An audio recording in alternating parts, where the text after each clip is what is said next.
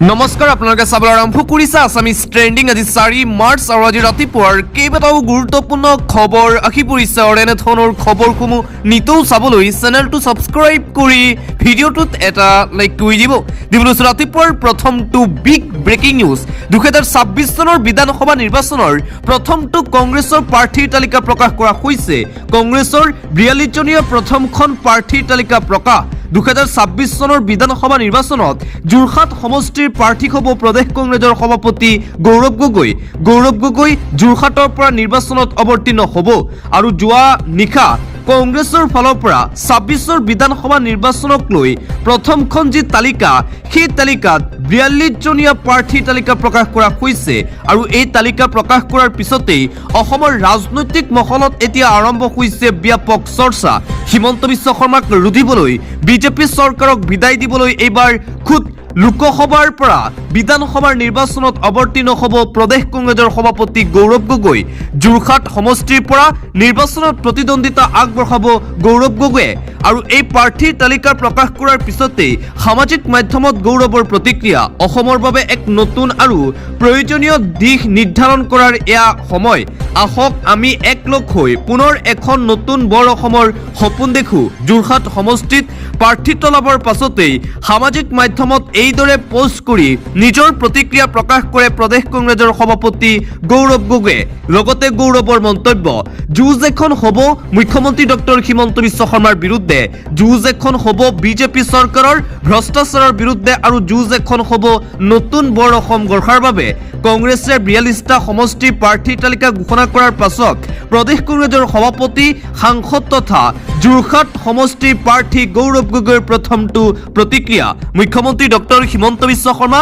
BJP চৰকাৰৰ অপশাসনৰ পৰা এইবাৰ অসমবাসীক ৰক্ষা কৰিম 26ৰ বিধানসভা নিৰ্বাচনৰ পিছত অসমৰ পৰা মুখ্যমন্ত্ৰী ডক্টৰ হিমন্ত বিশ্ব শৰ্মা আৰু বিজেপি চৰকাৰক বিদায় দিয়া হ'ব বুলি মন্তব্য প্ৰদেশ কংগ্ৰেছৰ সভাপতি গৌৰৱ গগৈৰ আন এটা গুৰুত্বপূৰ্ণ খবৰ যোৱা নিশা যি 42টা সমষ্টিৰ প্ৰাৰ্থীৰ তালিকা কংগ্ৰেছে ঘোষণা কৰিছে তাত দেখিবলৈ পোৱা গৈছে যে বংশবাদ পিতৃ সাংসদ পুত্ৰক বিধানসভা নিৰ্বাচনৰ প্ৰাৰ্থিত্ব কংগ্ৰেছৰ ধুবুৰীৰ সাংসদ ৰকিবুল হুছেইনৰ পুত্ৰ তানজিল হুছেইনক চামুগুৰিৰ প্ৰাৰ্থিত্ব নগাঁৱৰ সাংসদ প্ৰদ্যুৎ বৰদলৈৰ পুত্ৰ প্ৰতীক বৰদলৈক মাৰ্ঘেৰিটাৰ প্ৰাৰ্থিত্ব আৰু এইদৰে প্ৰথমখন তালিকাত দেখিবলৈ পোৱা গৈছে যে কংগ্ৰেছৰ ডাঙৰ নেতাসকলৰ পুত্ৰই লাভ কৰিছে টিকট তাক লৈও এতিয়া আৰম্ভ হৈছে চৰ্চা কংগ্ৰেছৰ প্ৰথমখন টিকটৰ তালিকা প্ৰকাশ কৰাৰ পিছতেই মুখ্যমন্ত্ৰী ডক্টৰ হিমন্ত বিশ্ব শৰ্মাৰ মন্তব্য কংগ্ৰেছৰ প্ৰাৰ্থী তালিকা সেয়া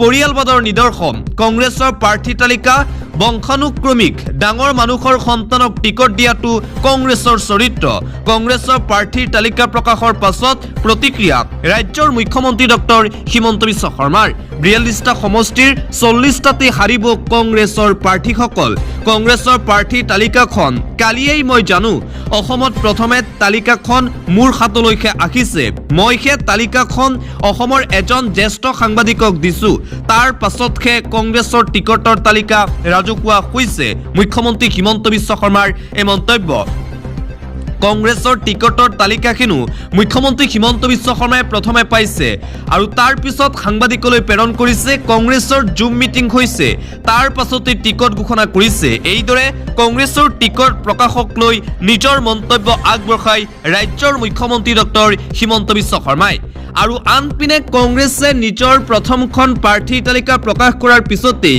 কংগ্ৰেছৰ বিৰুদ্ধে সৰব হৈ পৰিছে বিধায়ক অখিল গগৈ দুৰ্ভাগ্যজনক মিত্ৰতাৰ আলোচনা চলি থাকোঁতেই কংগ্ৰেছে এনেদৰে একপক্ষীয়ভাৱে প্ৰাৰ্থীৰ তালিকা ঘোষণা কৰি অগণতান্ত্ৰিকতাৰ পৰিচয় দিছে বেয়া পাইছো কংগ্ৰেছক এইবাৰ বেয়া পাইছে মিত্ৰতাৰ কথা এফালে চলি আছে মিত্ৰতাৰ কথা চলি থকাৰ মাজতেই মিত্ৰতাৰ আলোচনা হৈ থকাৰ মাজতেই যোৱা নিশা একপক্ষীয়ভাৱে কংগ্ৰেছে যি প্ৰাৰ্থীৰ তালিকা প্ৰকাশ কৰিলে তাক লৈ এইদৰে কংগ্ৰেছৰ বিৰুদ্ধে সৰব বিধায়ক অখিল গগৈ অন্য এটা খবৰ শীৰ্ষ পৰ্যায়ত মিত্ৰতাৰ কথা বতৰা চলি থকাৰ মাজতেই ক্ষোভৰ উদ্গিৰণ দেখিবলৈ পোৱা গৈছে কংগ্ৰেছৰ তৃণমূল পৰ্যায়ৰ কৰ্মীৰ মাজত সৰুপথাৰৰ কংগ্ৰেছ কৰ্মীয়ে গৌৰৱ গগৈৰ সন্মুখত কৰা বিৰোধিতাৰ প্ৰতি কোনো সঁহাৰি নজনোৱাত মংগলবাৰে পূৰ্বৰ কথা মতে মুণ্ডন কৰিবলৈ সাজু হয় কংগ্ৰেছ কৰ্মী যদিও জিলা সভাপতিৰ অনুৰোধত বাতিল কৰে কাৰ্যসূচী মৰিয়নিত আকৌ ৰাইজৰ দলক সমষ্টি এৰি নিদিয়াৰ হুংকাৰ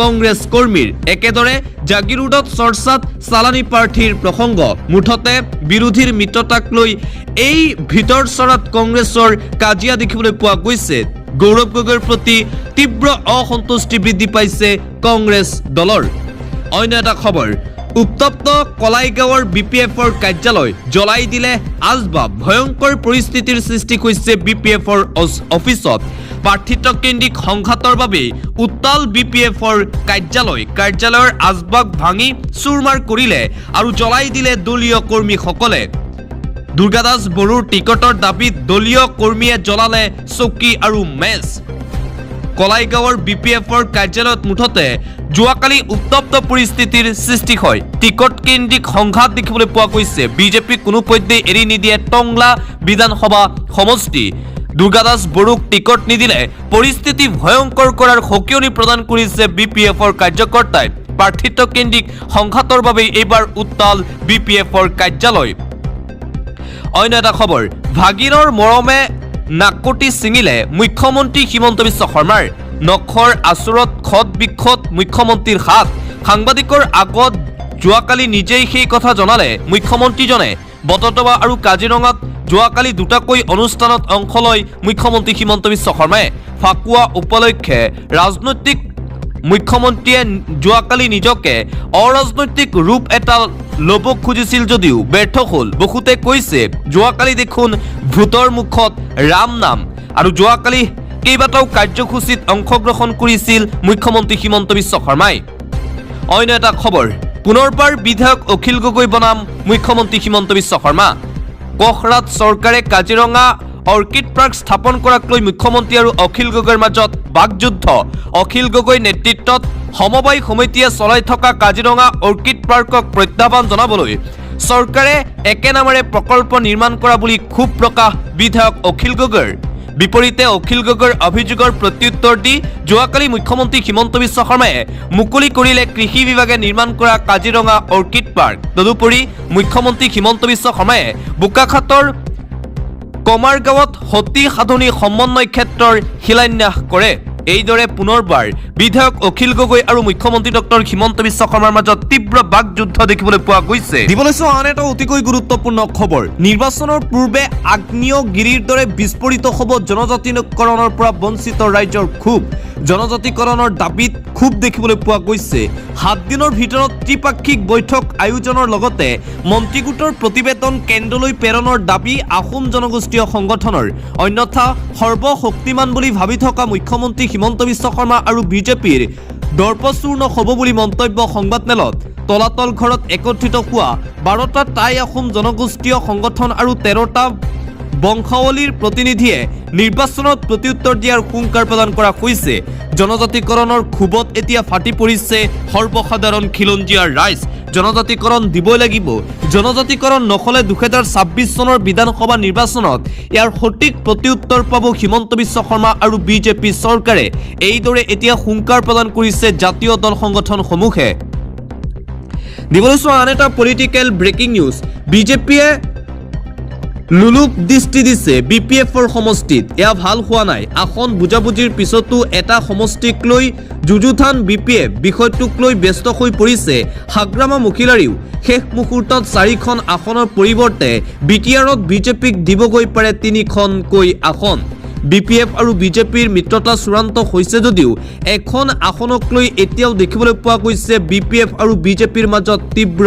কন্দল আন এটা গুৰুত্বপূৰ্ণ খবৰ সাংসদ ৰকিবুল হুছেইনৰ বিৰুদ্ধে এইবাৰ সৰব হৈ পৰিছে প্ৰদেশ কংগ্ৰেছৰ প্ৰাক্তন সভাপতি তথা বিজেপি ভূপেন কুমাৰ বৰা সাংসদ ৰকিবুলৰ বিৰুদ্ধে সৰব ৰকিবুল বনমন্ত্ৰী হৈ থকাৰ সময়ত প্ৰতিদিনে অসমত ঘৰ হত্যা হৈছিল এশিঙীয়া গড়ক হত্যা কৰি শেষ কৰি পেলাবলৈ চেষ্টা কৰিছিল বিজেপি চৰকাৰৰ দিনত এটা গৰু হত্যা হোৱা নাই অসমীয়া জাতিৰ গৌৰৱ ঘৰ হত্যাৰ অভিযোগ মোৰ বিৰুদ্ধে নাই মাজুলী সত্ৰলৈ পায়জামা পিন্ধি যায় ৰকিবুল হুছেইনৰ বাবেই শেষ হৈ গ'ল এতিয়া কংগ্ৰেছ দল ৰকিবুল হুছেইনৰ বিৰুদ্ধে ইনকাম টেক্স ইডি সকলোৰে কেছ আছে গৌৰৱ গগৈৰ নিৰ্বাচনী প্ৰস্তুতি 2026 চনৰ বাবে নহয় 2031 চনৰ নিৰ্বাচনৰ বাবেহে সাজু হৈছে গৌৰৱ গগৈ আৰু সাংসদ ৰকিবুল হুছেইন অখিল গগৈ নিজেই সিদ্ধান্ত লওক কাৰ লগত থাকিব মাজুলী সত্ৰলৈ ৰাহুল গান্ধীয়ে ধুতি পিন্ধি চেলেং চাদৰ লৈ গৈছিল ৰকিবুল হুছেইন বনমন্ত্ৰী হৈ থকাৰ সময়ত জাতীয় সম্পদ হত্যা কৰিছিল বিজেপিৰ দিনত গড় হত্যা বন্ধ হ'ল এইগৰাকী ৰকিবুল হুছেইনক পায়জামা পিন্ধি গৌৰৱ গগৈয়ে সত্ৰলৈ লৈ গৈছে ৰকিবুল হুছেইনক গৌৰৱ গগৈয়ে এৰি একো কৰিব নোৱাৰা অৱস্থা কংগ্ৰেছ দলত হৈছে গৌৰৱ গগৈ আৰু সাংসদ ৰকিবুল হুছেইনৰ বিৰুদ্ধে এইদৰে আক্ৰমণাত্মক ৰূপত দেখিবলৈ পোৱা গৈছে বিজেপি তথা সদ্য কংগ্ৰেছ ত্যাগী নেতা ভূপেন কুমাৰ বৰাক ৰকিবুলৰ বিৰুদ্ধে কেইবাটাও ডাঙৰ মন্তব্য অন্য এটা খবৰ বিজেপিত যোগদান কৰিও লাভ নহল শংকৰজ্যোতি বৰুৱাক লৈ মুখ্যমন্ত্ৰীৰ মন্তব্য বিজেপিৰ পৰা এইবাৰ টিকট নাপায় শংকৰজ্যোতি বৰুৱাই মুখ্যমন্ত্ৰীৰ স্পষ্ট ইংগিত দুলীয়াজনত বিজেপিৰ পৰা টিকট লাভ কৰিব ৰামেশ্বৰ তেলীয়ে মুখ্যমন্ত্ৰীয়ে কৰিছে এই ঘোষণা যুৱ নেতাই টিকট নাপায় বুলি স্পষ্ট ঘোষণা কৰিলে মুখ্যমন্ত্ৰী হিমন্ত বিশ্ব শৰ্মাই যোগদান কৰোঁতেই টিকট নাপায় বুলি স্পষ্ট কৰি দিছিল মুখ্যমন্ত্ৰী হিমন্ত বিশ্ব শৰ্মাই বিজেপিত যোগদান কৰিছে যদিও শংকৰজ্যোতি বৰুৱাক টিকট নিদিয়াৰ এতিয়া প্ৰস্তুতি বিজেপিৰ পৰা শংকৰজ্যোতি বৰুৱাক এইবাৰ হয়তো টিকট নিদিয়ে যোৱাকালি সাংবাদিকৰ আগত মুখ্যমন্ত্ৰীৰ মন্তব্য দুলীয়াজান সমষ্টিত বিজেপিৰ পৰা টিকট লাভ কৰিব ৰামেশ্বৰ তেলীয়ে 2026 চনৰ বিধানসভা নিৰ্বাচনত দুলীয়াজানৰ পৰা প্ৰতিদ্বন্দ্বিতা আগবঢ়াব বুলি মন্তব্য মুখ্যমন্ত্ৰী হিমন্ত বিশ্ব শৰ্মাৰ অন্য এটা খবৰ ধুমুহাৰ গতিৰে নিৰ্বাচনী প্ৰচাৰত নামিছে হিমন্ত বিশ্ব শৰ্মা আৰু বিজেপি দল প্ৰচাৰৰ বাবে দিন ৰাতি একাকাৰ কৰিছে খুদ মুখ্যমন্ত্ৰী হিমন্ত বিশ্ব শৰ্মাই বিজেপিৰ তৎপৰতাৰ বিপৰীতে নিষ্প্ৰভ বিৰোধী এতিয়াও হৈ আছে এতিয়ালৈ চূড়ান্তই হোৱা নাই বিৰোধীৰ মিত্ৰতা কংগ্ৰেছৰ অহংকাৰেই একপক্ষীয় কৰিব অসমৰ নিৰ্বাচন এফালে হিমন্ত বিশ্ব শৰ্মা আৰু বিজেপিৰ ধুমুহাৰ গতিত নিৰ্বাচনী প্ৰচাৰ দেখিবলৈ পোৱা গৈছে ৰাতিপুৱাৰ পৰা নিশা 1-2 বজালৈকে মুখ্যমন্ত্ৰী হিমন্ত বিশ্ব শৰ্মা ব্যস্ত হৈ আছে নিৰ্বাচনী প্ৰচাৰত কিন্তু তাৰ বিপৰীতে বিৰোধী দলসমূহ এতিয়াও হৈ আছে কংগ্ৰেছ দল এতিয়াও হৈ আছে কংগ্ৰেছ দলৰ কোনো গুৰুত্ব নাই মাজত মাত্ৰ আৰু কেইটামান দিন বাকী আছে নিৰ্বাচনক লৈ এতিয়াও দেখিবলৈ পোৱা গৈছে বিজেপি আৰু কংগ্ৰেছৰ মাজত আকাশ পাতাল পাৰ্থক্য যাৰ বাবে কংগ্ৰেছৰ বিৰুদ্ধে সৰব শিৱসাগৰ সমষ্টিৰ বিধায়ক দিবলৈছো আন এটা অতিকৈ গুৰুত্বপূৰ্ণ খবৰ আমি ইতিমধ্যে কৈছো যে যোৱা নিশা কংগ্ৰেছে ঘোষণা কৰিছে 26 বিধানসভা নিৰ্বাচনৰ কংগ্ৰেছৰ প্ৰথমখন প্ৰাৰ্থীৰ তালিকা আৰু এই 42টা সমষ্টিত কংগ্ৰেছে কোনগৰাকী প্ৰাৰ্থীক প্ৰাৰ্থিত্ব আগবঢ়াইছে এই মুহূৰ্তত জনাবলৈ চেষ্টা কৰিছো 42টা সমষ্টিৰ প্ৰাৰ্থীৰ তালিকা ঘোষণা কংগ্ৰেছৰ গৌৰৱ গগৈ নিৰ্বাচন খেলিব যোৰহাট সমষ্টিৰ পৰা গৌৰীপুৰৰ পৰা নিৰ্বাচন খেলিব আব্দুল সুবান আলী চৰকাৰ গোৱালপাৰা পশ্চিমত মাৰ্কাইলাইন মাৰাক বঙাইগাঁৱত গিৰিজ বৰুৱা বৰপেটাত মহানন্দ চৰকাৰ হাজু শুৱালকুছি নন্দিতা দাস কমলপুৰত এজেপি ত্যাগী সত্যৱত কলিতা দিছপুৰত মীৰা বৰঠাকুৰ বৰক্ষেত্ৰীত দিগন্ত বৰ্মন নলবাৰীত অশোক শৰ্মা টিহুত ৰাতুল পাটোৱাৰী চিপাঝাৰত বিনন্দ কুমাৰ শইকীয়া জাগিৰোডত বুবুল দাস ৰূপসীঘাটত নুৰুল খুদা চামুগুৰিত তানজিল হুছেইন ৰখাত উৎপল বনিয়া লামডিঙত স্বপন কৰ বৰচলাত ৰিপুন বৰা বিহপুৰীয়াত নাৰায়ণ ভূঞা জোনাইত ৰাজকুমাৰ মেদক ডুমডুমাত দুৰ্গা ভূমিজ মাৰ্ঘেৰিটাত প্ৰতীক বৰদলৈ চাবুৱা লাখোৱালত প্ৰাঞ্জল ঘাটুৱাৰ দুলীয়াজনত ধ্ৰুৱ গগৈ নাখৰকটীয়াত প্ৰণতি ফুকন সোণাৰীত উৎপল গগৈ ডিমৌত অজয় কুমাৰ গগৈ নাজিৰাত দেৱব্ৰত শইকীয়া মাজুলীত ইন্দ্ৰনীল পেগু টিয়কত পল্লৱী শইকীয়া গগৈ গোলাঘাটত বিতুপন শইকীয়া বোকাখাটত ৰতন ইংতি ৰংখাঙত আকষ্টাইন ইংহি লক্ষীপুৰত শান্তি কুমাৰ সিংহ উদাৰবন্দত অজিত সিং বৰখলাত অমিত কুমাৰ কালৱাৰ শিলচৰত অভিজিৎ পাল সোণাৰীত আমিনুল হক লস্কৰ উত্তৰ কৰিমগঞ্জত জাকাৰিয়া আহমেদ পাথাৰকান্দিত কাৰ্তিক হেনা সিনহা ৰামকৃষ্ণ নগৰত সুৰুচি ৰয় আৰু 42টা সমষ্টিৰ বাবে কংগ্ৰেছে প্ৰাৰ্থীৰ তালিকা প্ৰকাশ কৰিছে যোৱা নিশা। দিবলৈছো এটা গুৰুত্বপূৰ্ণ খবৰ। মধ্যপ্ৰাচ্যৰ যুদ্ধক লৈ উদ্বিগ্ন প্ৰকাশ প্ৰধানমন্ত্ৰী নৰেন্দ্ৰ মোদীৰ। কাটাৰৰ আমিৰৰ সৈতে বাৰ্তালাপ কৰিছে ভাৰতৰ প্ৰধানমন্ত্ৰী নৰেন্দ্ৰ মোদীয়ে। ফোনযোগে কাটাৰৰ শেহতীয়া পৰিস্থিতিৰ বুজ ল'লে প্ৰধানমন্ত্ৰী নৰেন্দ্ৰ মোদীয়ে। ওমান আৰু কুৱেইটৰ যুৱৰাজৰ সৈতেও বাৰ্তালাপ মোদীৰ। বিশ্বত শান্তিৰ পোষকতা প্ৰধানমন্ত্ৰী নৰেন্দ্ৰ মোদীৰ। এক্স হেণ্ডেলযোগে এই কথা জনালে খুদ প্ৰধানমন্ত্ৰী নৰেন্দ্ৰ মোদীয়ে। পৰৱৰ্তী খবৰ, কিবা এটা অন্তত কওক। পৃথিৱীয়ে জানিব বিচাৰিছে এই ক্ষেত্ৰত ভাৰতবৰ্ষৰ স্থিতি কি। আমি পৃথিৱীৰ মানুহৰ লগত থাকিব বিচাৰোঁ। প্ৰধানমন্ত্ৰী নৰেন্দ্ৰ মোদীৰ প্ৰতি লোকসভাৰ বিৰোধী দলপতি তথা কংগ্ৰেছৰ যুৱৰাজ ৰাহুল গান্ধীৰ এই আহ্বান। ইতিমধ্যেই মধ্যপ্ৰাচ্যত চলি আছে যুদ্ধ আৰু যুদ্ধ চলি থকাৰ মাজতেই ভাৰতৰ পিনে এতিয়া দৃষ্টি সকলোৰে। ভাৰতৰ স্থিতি কি, যুদ্ধ যে চলি আছে, এই যুদ্ধৰ ক্ষেত্ৰত নিজৰ স্থিতি স্পষ্ট কৰিব লাগে ভাৰতে, যাৰ বাবে প্ৰধানমন্ত্ৰী নৰেন্দ্ৰ মোদীক এই আহ্বান জনাইছে কংগ্ৰেছৰ যুৱৰাজ তথা বিৰোধী দলপতি ৰাহুল গান্ধীয়ে। আন এটা গুৰুত্বপূৰ্ণ খবৰ, পশ্চিম এছিয়াত যুদ্ধ চলিছে ইজৰাইল, আমেৰিকা আৰু ইৰাণৰ মাজত। পশ্চিম এছিয়াৰ এই যুদ্ধখনক লৈ শংকিত হৈ পৰিছে অসমৰ চাহ উৎপাদনকাৰী আৰু ব্যৱসায়ীসকল। যুদ্ধখন দীঘলীয়া হ'লে ক্ষতি হ'ব অসমৰ চাহ উদ্যোগত। ভাৰতৰ পৰা পশ্চিম এছিয়ালৈ ৰপ্তানি হোৱা অৰ্থডক্স চাহৰ প্ৰায় 90% চাহ উৎপাদন হয় অসমত। পশ্চিম এছিয়াত যুদ্ধ আৰম্ভ হোৱাৰ লগে লগে চাহৰ ৰপ্তানি বাণিজ্যত আহি পৰিছে বাধা। ইয়াৰ পৰিণতিত শংকিত হৈ পৰিছে অসমৰ অৰ্থডক্স চাহৰ উৎপাদনকাৰী আৰু ব্যৱসায়ীসকল। মুঠতে যুদ্ধ যদি চলি থাকে মধ্যপ্ৰাচ্যত, তেন্তে অসমৰ চাহ উদ্যোগৰ বাবে এক বৃহৎ ক্ষতি হ'ব, সেয়া স্পষ্ট হৈ পৰিছে। পৰৱৰ্তী খবৰ, যুদ্ধৰ মাজতেই হঠাৎ সামৰিক শক্তি বৃদ্ধি পাইছে ভাৰতৰ। 5টাকৈ নতুন S-400 Sudarshan air defence missile system ক্ৰয় কৰিছে ভাৰতবৰ্ষই। এফালে চলি আছে বিশ্বযুদ্ধ আৰু আনফালে ভাৰতৰ শক্তি বৃদ্ধি।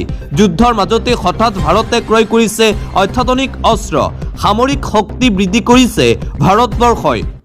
এফালে ইৰাণ, ইজৰাইল আৰু আমেৰিকাৰ মাজৰ যুদ্ধ আৰু আনফালে পাকিস্তান, আফগানিস্তানৰ মাজতো যুদ্ধ দেখিবলৈ পোৱা গৈছে।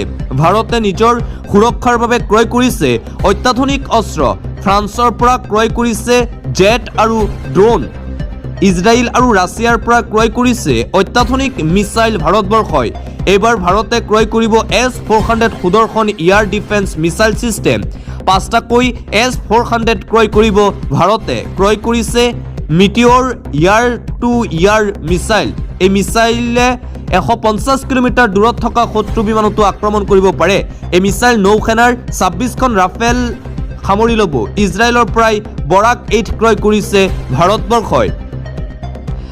যুদ্ধৰ শেহতীয়া আপডেট, হাৰ নামানে ইৰাণে। বেলিষ্টিক মিছাইলেৰে বিধ্বংসী আক্ৰমণ, ধ্বংসস্তূপত পৰিণত ইজৰাইলৰ বহু প্ৰান্ত। যোৱা নিশা ইজৰাইলৰ তেল আভিভত ভয়ংকৰ আক্ৰমণ কৰে ইৰাণৰ সেনাই। ইৰাণৰ ফালৰ পৰা মুঠতে ভয়ংকৰ আক্ৰমণ অব্যাহত আছে। ইৰাণৰ আক্ৰমণত তছনছ হৈ পৰিছে ইজৰাইলৰ বিভিন্ন চহৰ। বাজি উঠিছে যুদ্ধৰ চাইৰেনৰ শব্দ। চাইৰেনৰ শব্দ শুনাৰ লগে লগে বাংকাৰত এতিয়া আশ্ৰয় ইজৰাইলী নাগৰিকৰ। ইজৰাইলে নাগৰিকে কৈছে ইৰাণক যে যুদ্ধ বন্ধ হ'ব লাগে, কিন্তু ইৰাণৰ সুপ্ৰিম লিডাৰ খামেনিৰ মৃত্যুৰ পিছত ইৰাণ এতিয়া আক্ৰমণাত্মক ৰূপত। কোনো কাৰণতে আলোচনাত নবহে, ইৰাণে আক্ৰমণ অব্যাহত আছে। আৰু আনপিনে ইৰাণে কৰিছে বৃহৎ দাবী। ইজৰাইলৰ প্ৰধানমন্ত্ৰী বেঞ্জামিন নেতানিয়াহুক হত্যা কৰাৰ দাবী। বিশ্বজুৰি তোলপাৰ লাগিছে এই দাবী আৰু ইৰাণৰ ফালৰ পৰা এই ডাঙৰ দাবী কৰা হৈছে, কিয়নো ইৰাণে ইতিমধ্যেই ইজৰাইলৰ বিভিন্ন চহৰত ভয়ংকৰ আক্ৰমণ কৰিছে। বেলিষ্টিক মিছাইলেৰে কৰিছে আক্ৰমণ আৰু এই আক্ৰমণত ইজৰাইলৰ প্ৰধানমন্ত্ৰী বেঞ্জামিন নেতানিয়াহুৰ মৃত্যু হৈছে বুলি দাবী উত্থাপন কৰিছে ইৰাণে। কিন্তু এতিয়াও স্পষ্ট হোৱা নাই সঁচাকৈ বেঞ্জামিন নেতানিয়াহুৰ মৃত্যু হৈছে নে নাই। ইজৰাইলৰ ফালৰ পৰা এতিয়াও কোনো ধৰণৰ স্পষ্টীকৰণ দিয়া নাই যদিও যোৱা 3-4 দিন ধৰি কোনো ধৰণৰ ভিডিঅ'ত দেখিবলৈ পোৱা নগ'ল ইজৰাইলৰ প্ৰধানমন্ত্ৰী বেঞ্জামিন নেতানিয়াহুক। মুঠতে ইৰাণৰ এই বৃহৎ দাবীক লৈ সমগ্ৰ বিশ্বতে আৰম্ভ হৈছে এতিয়া তোলপাৰ ধ্বংসস্তূপত পৰিণত হ'ব নেকি ইজৰাইল, কিয়নো ইজৰাইলৰ ওপৰত ইটোৰ পিছত সিটো এইবাৰ বেলিষ্টিক মিছাইলৰ সৈতে আক্ৰমণ কৰিছে ইৰাণে। আৰু আনপিনে হাত দাঙিলে আমেৰিকা যুক্তৰাষ্ট্ৰই, বিপদত এতিয়া আমেৰিকান। যুদ্ধ চলি থকাৰ মাজতেই আমেৰিকা যুক্তৰাষ্ট্ৰৰ ৰাষ্ট্ৰপতি ডনাল্ড ট্ৰাম্পে হাত দাঙিলে এক প্ৰকাৰ। ইৰাণৰ প্ৰতি যেন অসহায় এতিয়া আমেৰিকা যুক্তৰাষ্ট্ৰৰ ৰাষ্ট্ৰপতি ডনাল্ড ট্ৰাম্প। ইৰাণ ইজৰাইলৰ যুদ্ধত হাত দাঙি দিলে আমেৰিকাই। আমেৰিকাৰ অসহায় অৱস্থা ওলাই পৰিল মুকলিকৈ। ইজৰাইলত আবদ্ধ আমেৰিকানক উদ্ধাৰ কৰিব নোৱাৰে আমেৰিকাই। নিজৰ সুৰক্ষা নিজেই ল'বলৈ আমেৰিকা চৰকাৰে জনালে আহ্বান আমেৰিকান নাগৰিকক। ইৰাণত আক্ৰমণ দুৰ্বল হ'লে সহায়ৰ আশ্বাস দিলে ট্ৰাম্পে। জেৰুজালেমত দূতাবাসত ভিডিঅ'ৰ জৰিয়তে আহ্বান ট্ৰাম্পৰ। এতিয়াও ইজৰাইলত আবদ্ধ হৈ আছে হাজাৰ হাজাৰ আমেৰিকান নাগৰিক। ট্ৰাম্পৰ আহ্বানৰ পাছতে বিপদত এতিয়া আমেৰিকানসকল। ইৰাণ ইজৰাইলৰ যুদ্ধত এক প্ৰকাৰ এতিয়া হাত দাঙি দিছে আমেৰিকা যুক্তৰাষ্ট্ৰৰ ৰাষ্ট্ৰপতি ডনাল্ড ট্ৰাম্পে। ইৰাণৰ ফালৰ পৰা ইটোৰ পিছত সিটো আমেৰিকান সেনাৰ ঘাটিত আক্ৰমণ কৰা হৈছে। ইৰাণৰ নৱনিযুক্ত প্ৰতিৰক্ষা মন্ত্ৰীকো হত্যা কৰা হৈছে। ইৰাণৰ ডিফেন্স ছিষ্টেম, বায়ুসেনা, নৌসেনাৰ ঘাটি ধ্বংস কৰিছে ইজৰাইলে। ইজৰাইলেও কৰিছে আক্ৰমণ। পুনৰ যুদ্ধত ভয়াৱহ ক্ষতিৰ সন্মুখীন ইৰাণ। ইজৰাইলৰ আক্ৰমণত নিহত ইৰাণৰ নৱনিযুক্ত প্ৰতিৰক্ষা মন্ত্ৰী। দুদিন পূৰ্বে প্ৰতিৰক্ষা মন্ত্ৰীক হত্যা কৰিছিল ইজৰাইলে।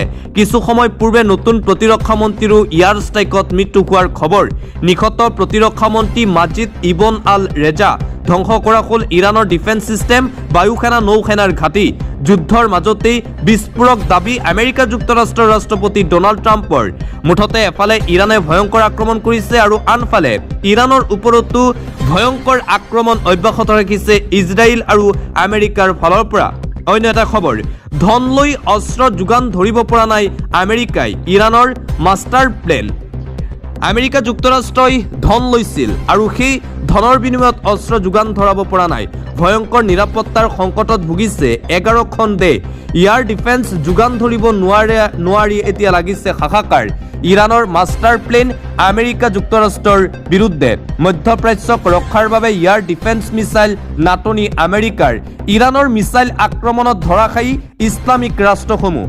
মধ্যপ্ৰাচ্যৰ প্ৰতিখন সুন্নী ৰাষ্ট্ৰই উভতি ধৰিছে এতিয়া ডনাল্ড ট্ৰাম্পক। মাৰ্কিন যুক্তৰাষ্ট্ৰক প্ৰশ্ন, আমাৰ নামত থকা ইয়াৰ ডিফেন্স ছিষ্টেম ক'ত?